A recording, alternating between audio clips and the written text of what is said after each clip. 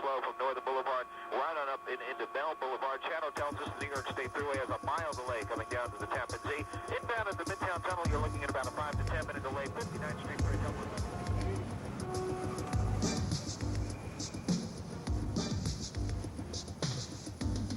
Describe New York in one word. Describe New York. Well, if I were to describe New York, I'd say one word. Exciting! Outrageous. New York City. We have good things, we have bad things. One word. One word. One word. One word. Fabulous. Intense. Confusion. New York is crazy. I'm telling you, it is crazy. I love it here. It's the best.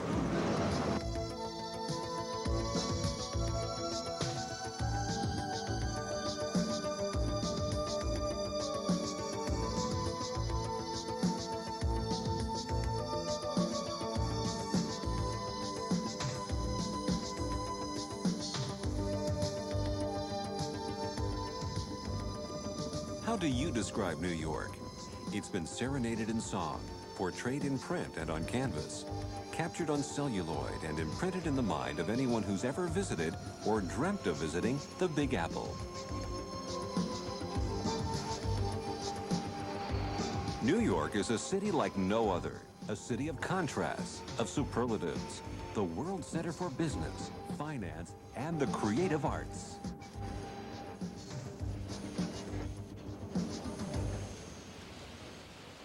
Deep down under everything, people are really good in New York, no matter how cold everyone says we are. New Yorkers are a breed apart. They have a reputation for speaking loudly and being very self-assured.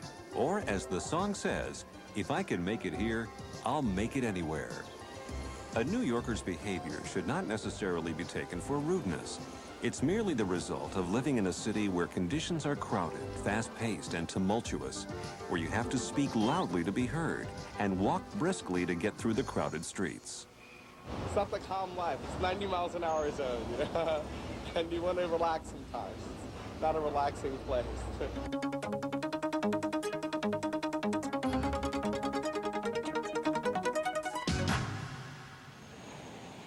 New York is one of the world's largest cities, but even more, it's been called a state of mind. To those who live here, New York is the center of the universe. To the rest of the world, it's a small plot of land on the eastern coast of the United States, almost halfway between Boston and Washington, D.C. New York City is comprised of 5 boroughs, covering about 300 square miles with over 7 million residents. In area, the biggest borough is Queens, home to John F. Kennedy and LaGuardia airports, as well as the high-flying New York Mets at Shea Stadium. The northernmost borough is the Bronx, famous for its zoo, as well as the other great baseball team, the New York Yankees. Brooklyn is the most heavily populated borough with more than 2.25 million people. If independent, it would be the 4th largest city in the United States. Staten Island, the 4th borough, is more rural than the other boroughs. It's best known for its ferry ride, a 5-mile trip to Manhattan that costs a mere 50 cents, but is worth much more. But the borough that means New York to the rest of the world is Manhattan. While the 5 boroughs together comprise New York City, it's the island of Manhattan that we'll explore. It's a small island, little more than 13 miles long and 2 miles wide at its widest point. But it holds a preeminent place in the world of art, finance, business, media, architecture, fashion, design, and culinary arts. What we now call New York City was inhabited by indigenous tribes in 1609 when Henry Hudson, sailing for the Dutch East India Company, first navigated the river that now bears his name. The first Dutch settlers arrived in 1624 and established a settlement and trading post called New Amsterdam.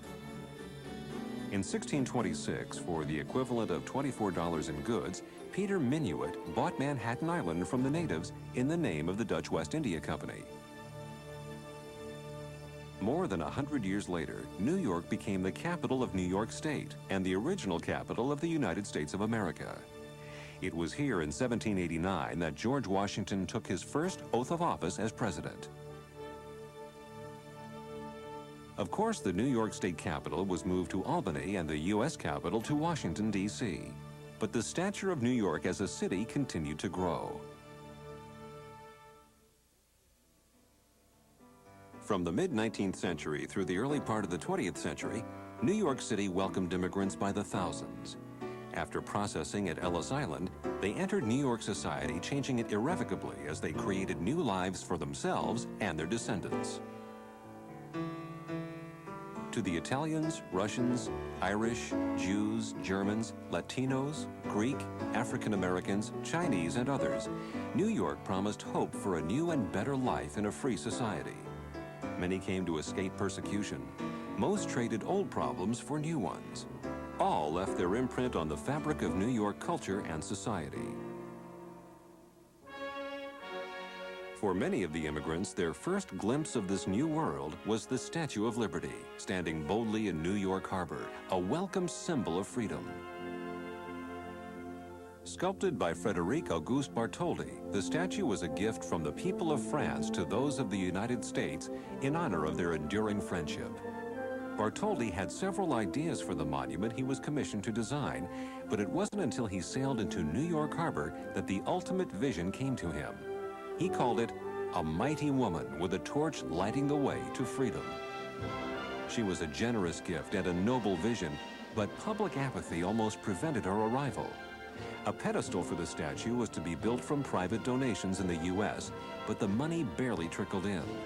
It wasn't until newspaper publisher Joseph Pulitzer launched a national fundraising campaign that money poured in from all parts of the country, and the pedestal was finally built.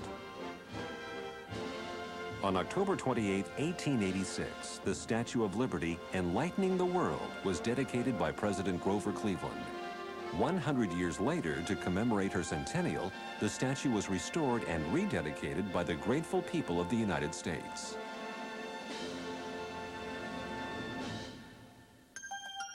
Today, most visitors reach the city via one of its 3 major airports. But New York remains a very busy port, second in the world only to Rotterdam, the Netherlands. Every 28 minutes, on the average, an ocean-going vessel enters or leaves the port with cargo, passengers, or both.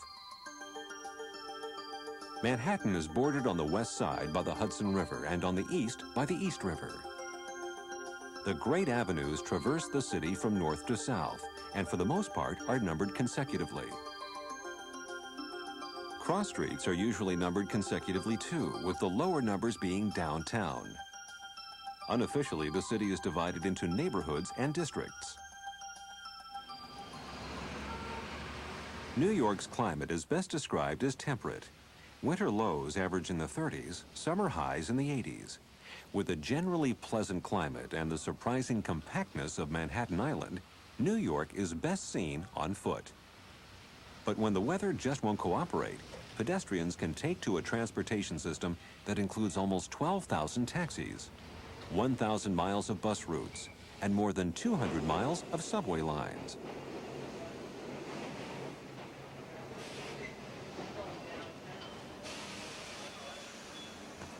Traffic in New York is legendary, but what you might not realize is that this congestion has been around as long as the automobile.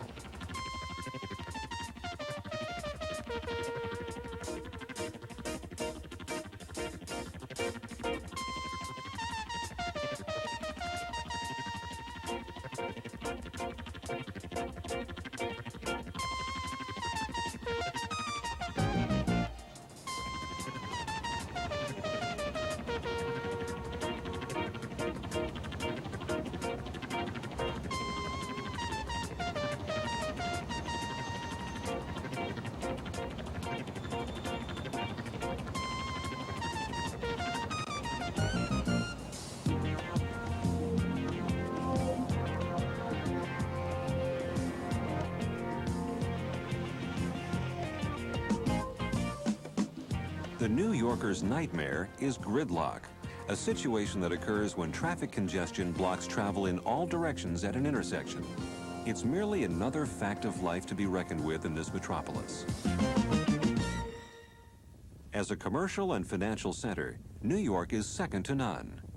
American and foreign banks are highly visible on Park, Madison, and Fifth Avenues, and other large thoroughfares. But the street most associated with high finance is Wall Street. At one end of the street, dwarfed by the surrounding buildings, is Trinity Church, once the tallest building in New York. An Episcopal church dating back to 1697, its quiet cemetery is an island of serenity amid the hustle and bustle of the financial district.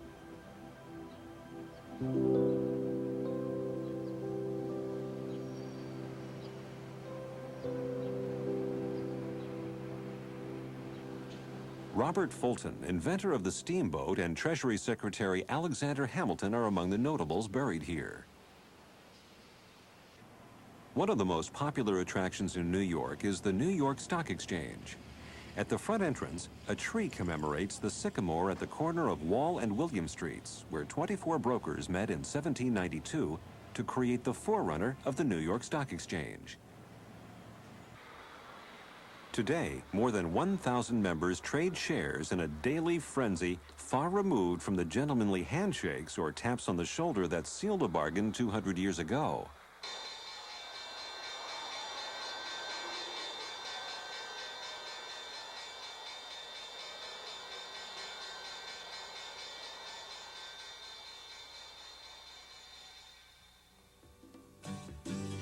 All along 7th Avenue from the upper 20s to 40th Street is the area known as the Garment District.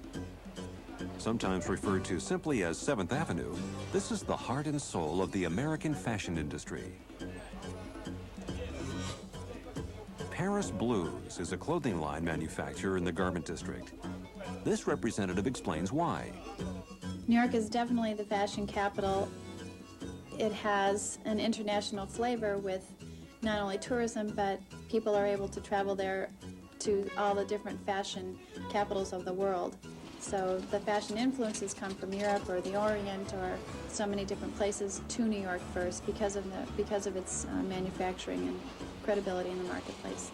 And there is a lot of production directly in the fashion area in New York. A lot of production happens right in that area. And so when you're walking up and down 7th Avenue, you see people rolling racks of clothes back and forth, and salesmen's sample lines going in and out of all the different buildings. But they're actually producing, and they actually ship out of that area as well. And once a month, all the buyers from all over the country come into New York and see all the different manufacturers.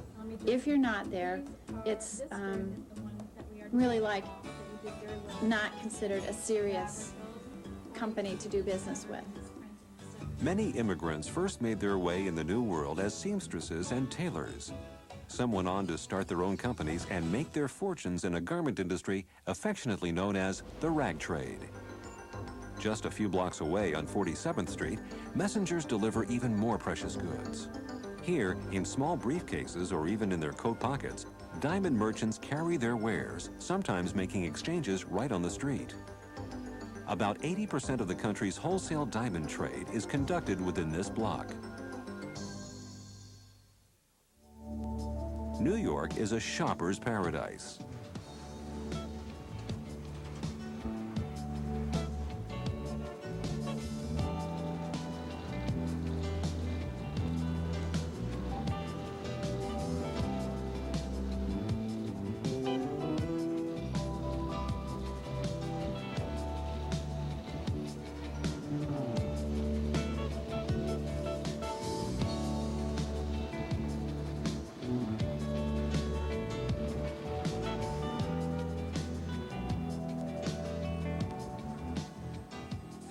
More than 30 department stores, including the famed Macy's, carry an assortment of items from all over the world.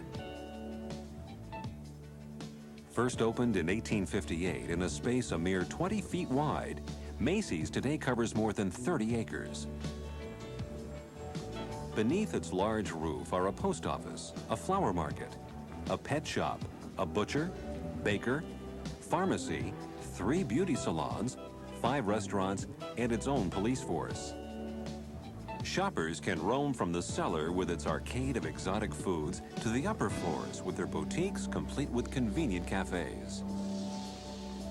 What other store houses its own recording studio, rare coin collection, and exotic toy land? There are many department stores, but there's only one Macy's. As the undisputed media capital of the United States, New York is home base for some of the country's most prestigious publishing houses, newspapers, radio, and television networks. At the NBC studios in Rockefeller Center, visitors can tour the darkened sets of popular news programs. In any television production, there are basically three major areas: lights, sound, and picture. Before we get into it, They also learn about the complexities of television production through demonstration and a bit of participation.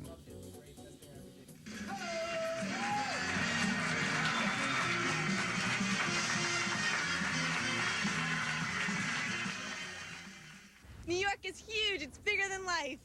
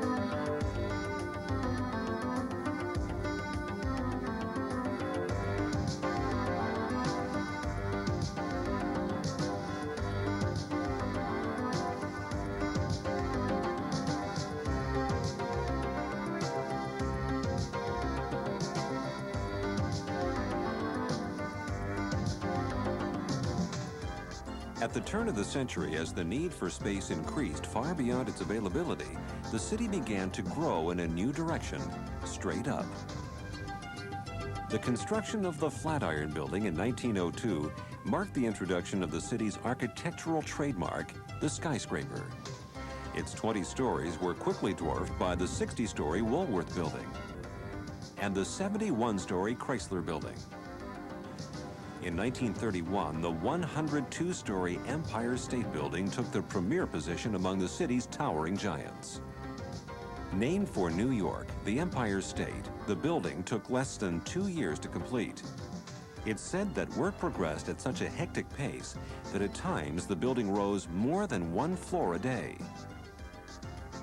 The top floor was meant to be a mooring platform for dirigibles, but that plan was abandoned after a near disaster. The building has had its troubles with aircraft.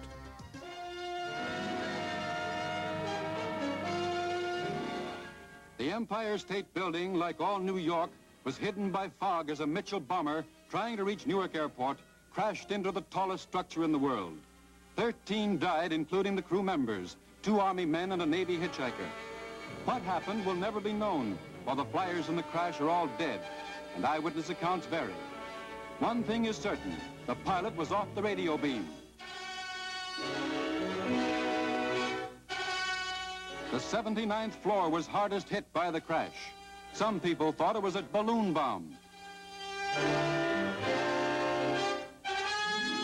Firemen had to drag their hoses 11 stories to reach the flames on the 79th floor, as many elevators were knocked out of order.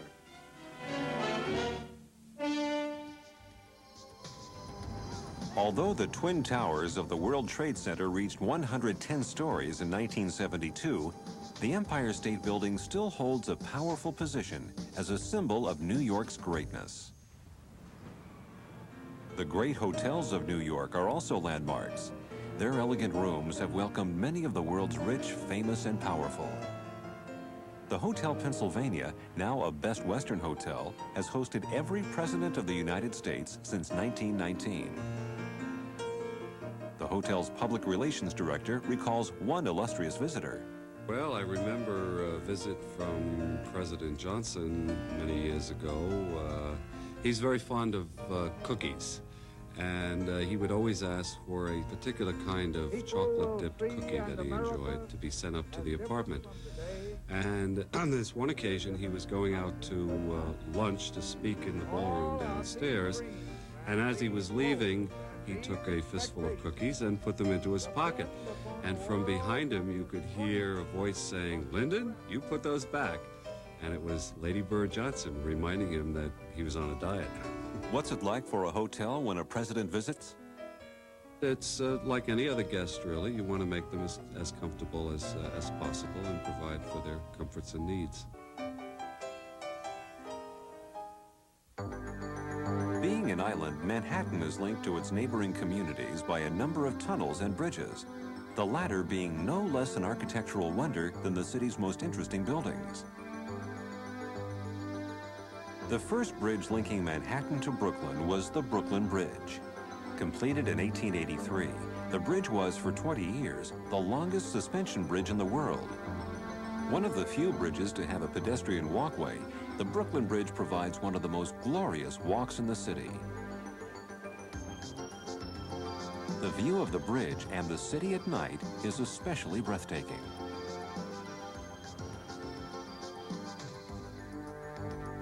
Today, the longest suspension bridge in the world is the Verrazano Narrows Bridge, linking Brooklyn and Staten Island. This magnificent structure, completed in 1964, was named for the Italian navigator who discovered the harbor while searching for a passage to Asia. This elegant bridge is a fitting memorial to his exploration.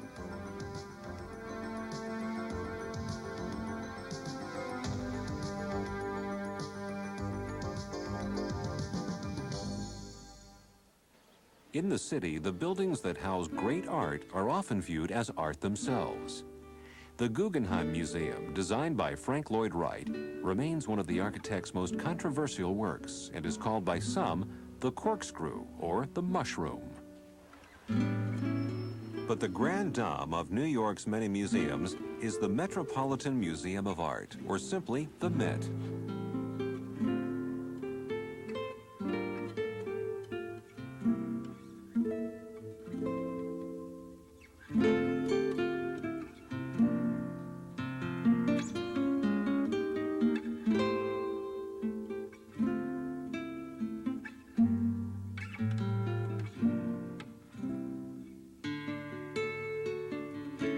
Its extensive collections cover the broadest range of periods, styles, and artistic media.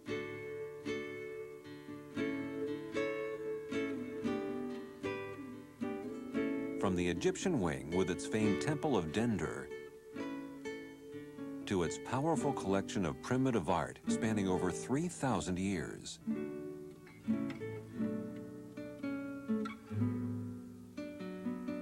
From the great classical masters to the vibrant impressionists to the provocative modernists, these are just some of the treasures housed within the walls of the Met. The Metropolitan is, without a doubt, one of the world's great museums.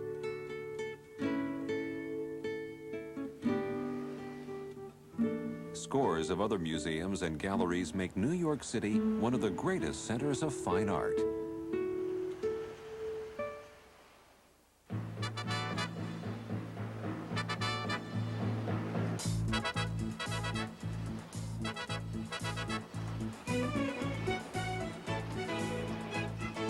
For performers, there is no audience as tough as a New York audience, and no success as great as a triumph here. In fact, the now popular name, the Big Apple, was originally bestowed in the 20s and 30s by jazz musicians who coined the term as a way of saying they'd made it to the big time.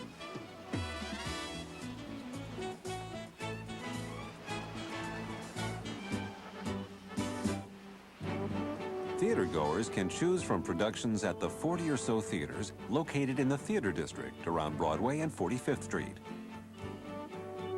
While prices for productions in these houses have become quite high, savvy theatergoers often wait in line the day of the show to purchase half-price tickets at the tickets booth in Times Square.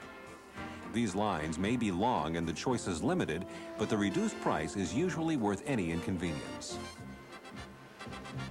Few experiences are more exciting than the crush of people, taxis, and limousines arriving at a theater just minutes before curtain time.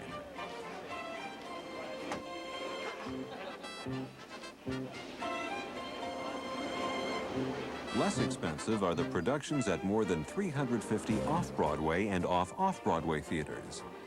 Scattered throughout the city, some productions like The Fantastics become as famous as their Broadway counterparts. Longer running than any show and another symbol of New York's theater society is Sardi's Restaurant, a traditional gathering place for actors, writers, and producers. Sardi's is most well known for its caricature of famous performers spanning several decades. The president of the restaurant explains the tradition. There was a young Russian immigrant named Alex Gard who suggested that he do caricatures of the stars for meals at the time. And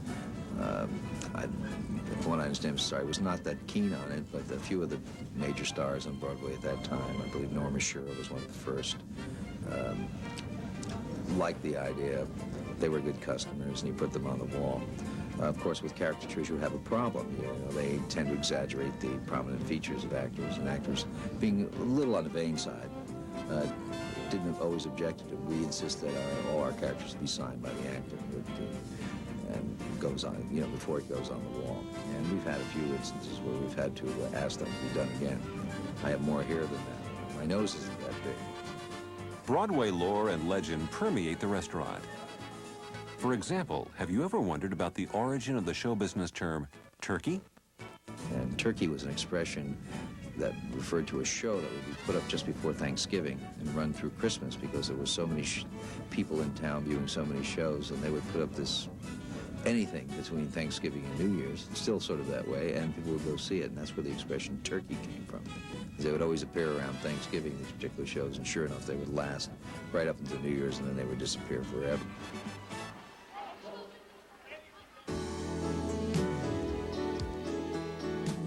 But there is much more to the performing arts than just theater. New York is home to some of the world's greatest orchestras, opera companies, and dance troupes. The famed Lincoln Center at the intersection of Broadway and Columbus Avenue is home to the New York Philharmonic, the New York City Ballet, the New York City Opera, and the Metropolitan Opera, not to mention distinguished touring companies from all over the world. What performer hasn't dreamed of playing Carnegie Hall? And since opening night in December of 1932, the 6,000-seat Radio City Music Hall remains the largest and possibly the best-known indoor theater in America.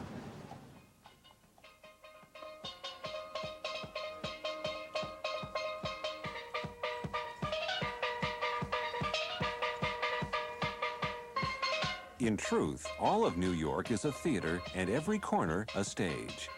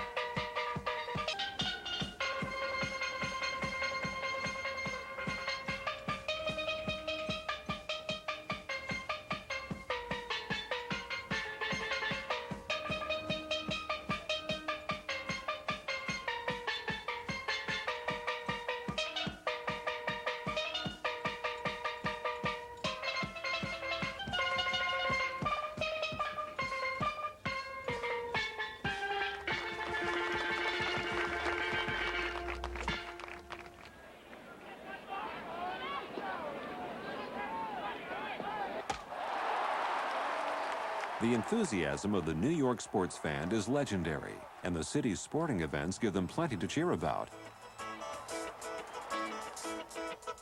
The New York metropolitan area is home to some of the country's biggest professional franchises. There's a sport for every season and every sensibility in the Big Apple.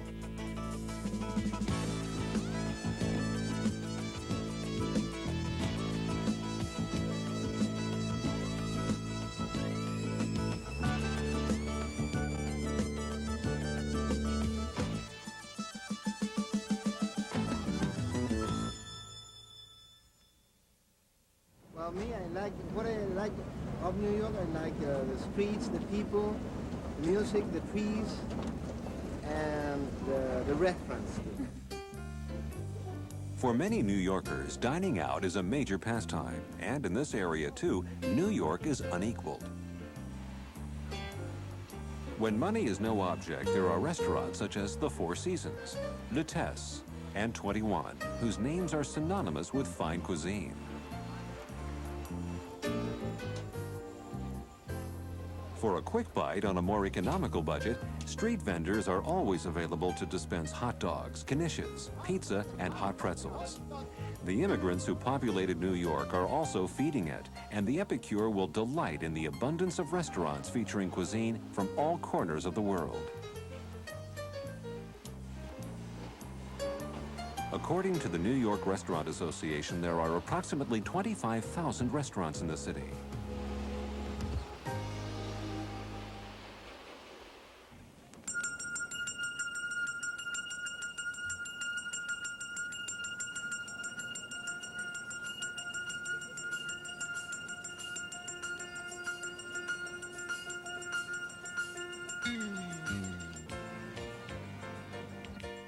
New York is a city that never sleeps.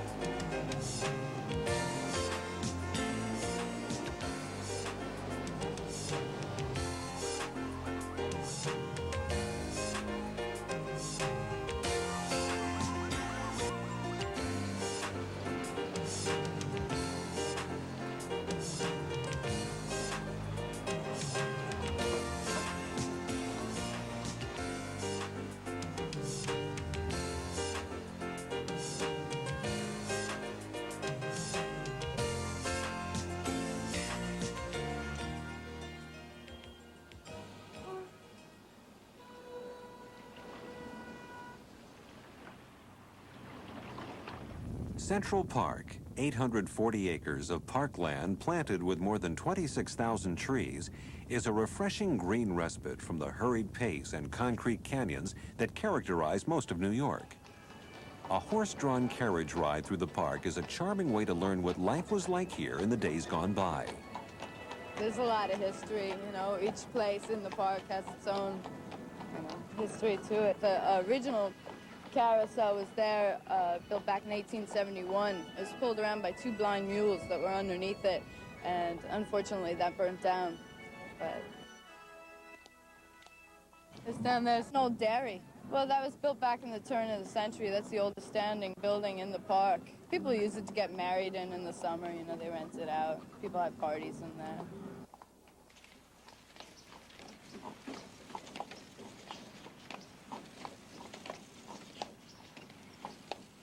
My most favorite part of the park is up at the Bethesda Fountain. It's the most beautiful part.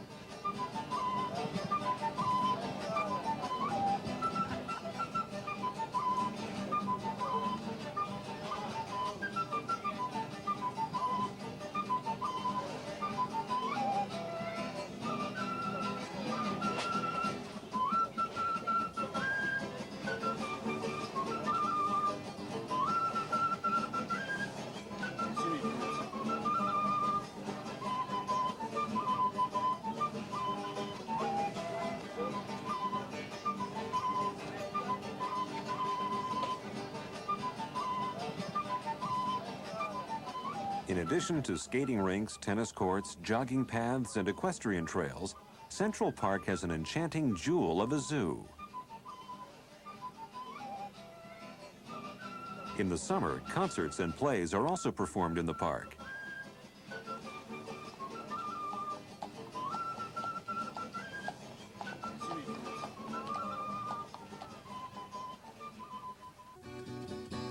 Since 1822, the Fulton Fish Market has operated from a site just south of the Brooklyn Bridge.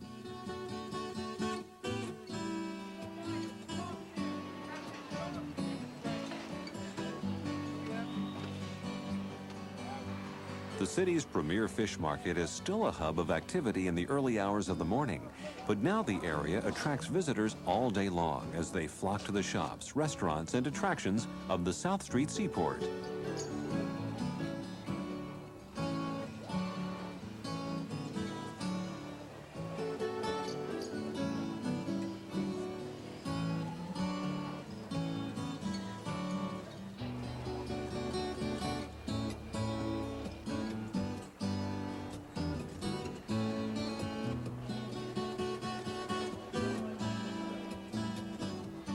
The Seaport is a restoration project that includes a museum, an audiovisual presentation, and an exhibit of historic vessels.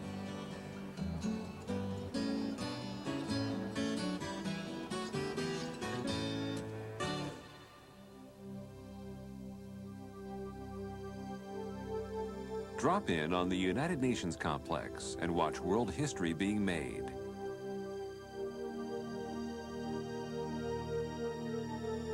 Visitors are welcome to attend public meetings and debates.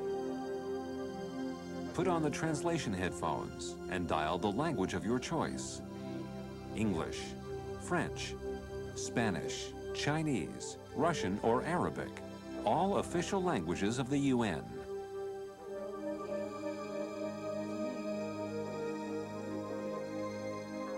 The debates are often impassioned, the delegates' national costumes often colorful, and the issues invariably fascinating.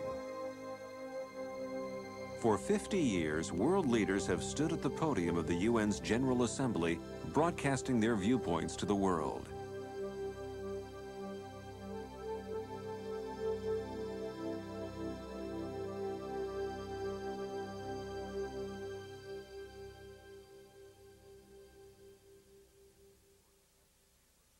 New York's ethnic neighborhoods, though in close proximity to each other, still manage to retain their own customs, personality, and charm.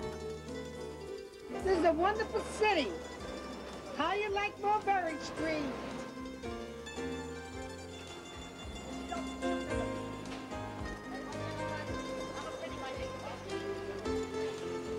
In Little Italy, restaurants, coffee shops, clam bars, and pizza parlors fill the air with fragrant, spicy aromas.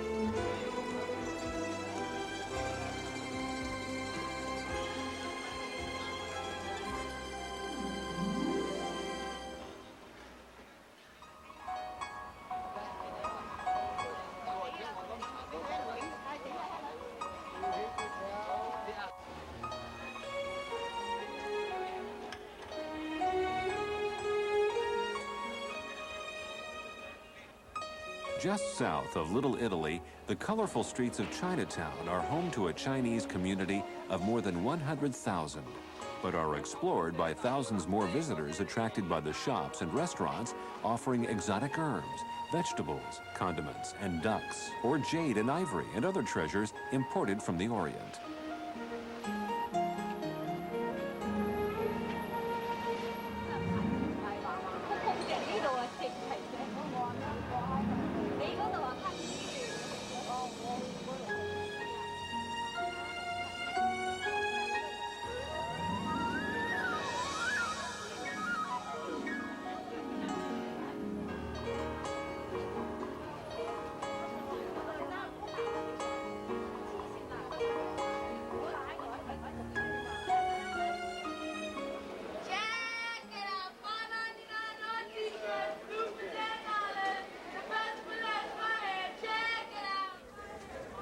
When the rest of the city closes down on Sunday, the Lower East Side opens up.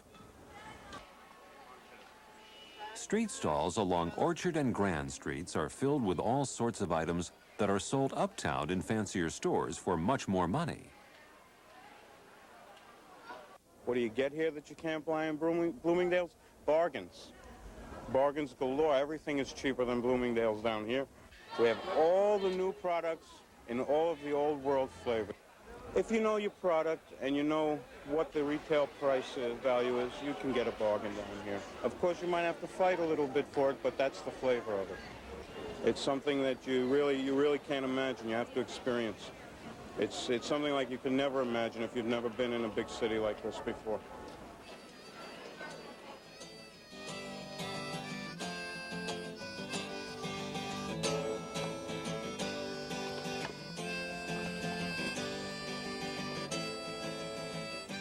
Bohemians and beatniks may be gone, but Greenwich Village remains a unique neighborhood. Just north of Little Italy, many of the streets in the village are quaint and tree-shaded with charming clusters of row houses and brownstones.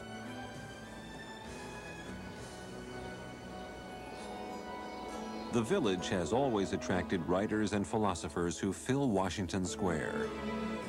The square was once a common burial ground for victims of the plague and a place for public executions in the 1700s. Later, it became a drill ground for the militia. Today, it is a meeting place for musicians, chess players, skateboarders, and students from nearby New York University. Greenwich Village retains much charm and has many historical connections. Tucked away on Bedford Street is New York's narrowest house, number 75½. Only 9 feet wide, it has been occupied at different times by poet Edna St. Vincent Millay and actor John Barrymore. To many, Greenwich Village is synonymous with folk music. In the 50s and 60s, small dark coffee houses and music clubs filled each night with folk singers and their appreciative audiences. The village nurtured many great artists. You name them. Everyone from Bill Cosby in comedy to people like Eric Anderson, Simon and Garfunkel, Bob Dylan was right across the street sleeping behind a stove many years ago. And that's where he got started. That was the old Gaslight. There were many places on this street back in the 50s and 60s, and those kind of places created an atmosphere that was very creative, and the people played all those places. They were basket houses mostly.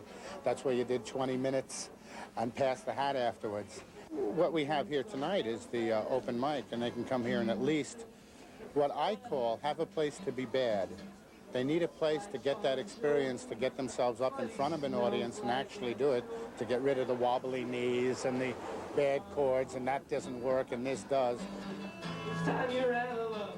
Go home to daddy's bucks. Here's a little tax deduction. Sad. Baby pop, that's too bad. Now I got a new girl. I've got a new girl. She's nice and she's new. And she's gotten me over you.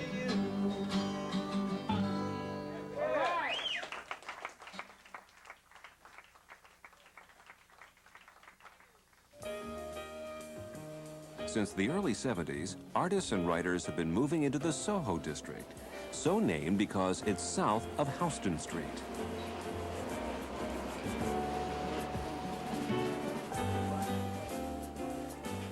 The design style high-tech came to life here when imaginative decorators took large, dark industrial lofts and turned them into light, airy living spaces.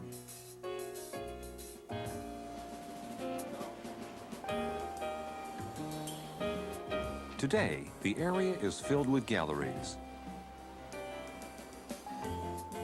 boutiques, and of course, restaurants.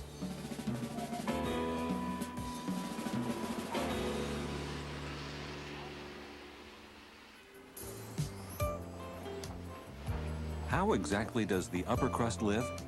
Some of New York's most elegant addresses are found on Park Avenue, Sutton Place, and Central Park East and West, where doormen and limousines are the norm.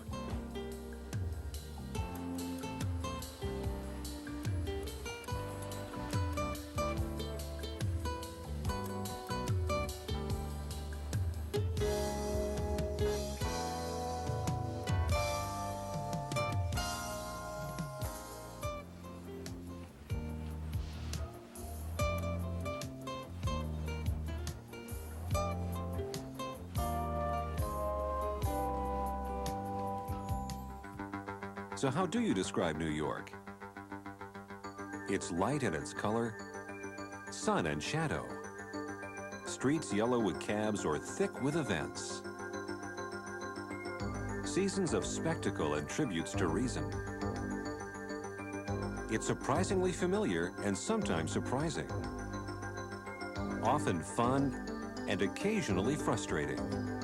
The city is majestic in scope, electrifying in detail, It's bears and butterflies.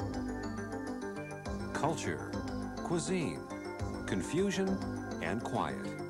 It's America's heritage, all cultures as one. It's illusion, reality, celebration, and love. Movement, aromas, ambition, and history. New York is a part of each of us.